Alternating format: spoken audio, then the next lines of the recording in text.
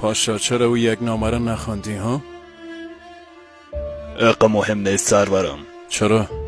سرورم یک دیوانه ادعا کرده که شما قرضدار او هستین.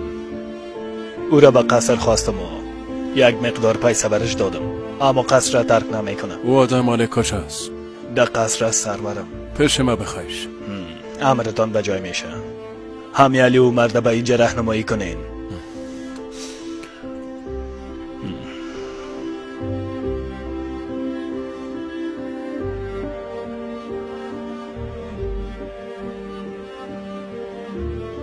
بگو فرزندم از ما چی میخوای؟ سرورم شما از ما قرضدار هستین. تو به خدایا. ما چی وقت از تو قرض گرفتیم فرزندی؟ سرورم ما با تجارت مشغول بودم اما ورشکست شدم. بسیار قرضدار شده بودم. سرورم هر شب به درگاه الله دعا میکردم. فرزندم اقاشی روی نکو، اصل منظورت به سلطان بگو. اما قسمه که گفتم هر شب به درگاه الله دعا میکردم. یک شب در خوابم پیامبر صلی الله علیه و سلم دیدم که صلی الله علیه و سلم صلی الله علیه و سلم به ما گفت که به امید ما بگو. او هر شب با صلوات و درود از ما یاد میکرد اما دیشب ما را فراموش کرد. گفت نزد امید ما برو و حاجتت از او بخواه.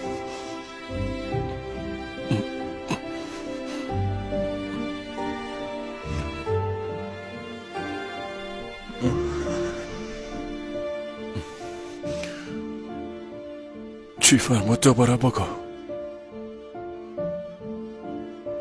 پیش امید ما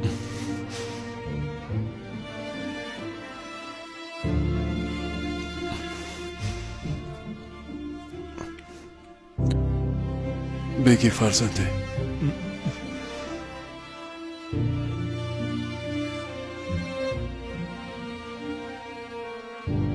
میشه دوباره بگی چی فرمود؟ پیش امید ما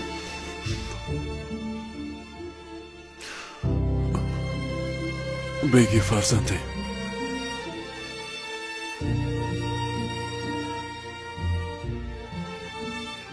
یک بار دگان بگو چی فرمود؟ پیامبر صلی الله علیه و سلم فرمود پیش امید ما برو.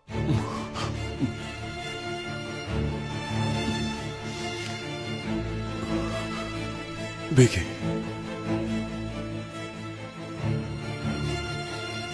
یک بار دگان بگو چی فرمود؟ گفت پیش امید ما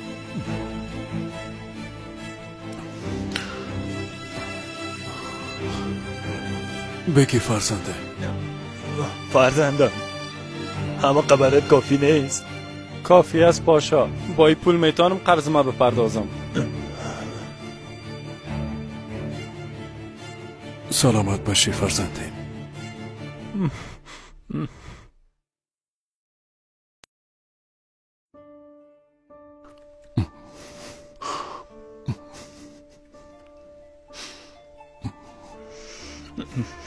سرورم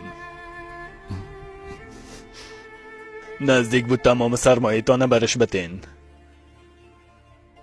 تو چی میگی پاشا؟ قسم به الله بزرگ، اگه تمام ثروت و سلطنت ما میخواست برش میدادم. پاشا دیشب مصرف کار شدم، دو پلوی میز کار مرا خواب برد. یادم رفت که درود بفرستم.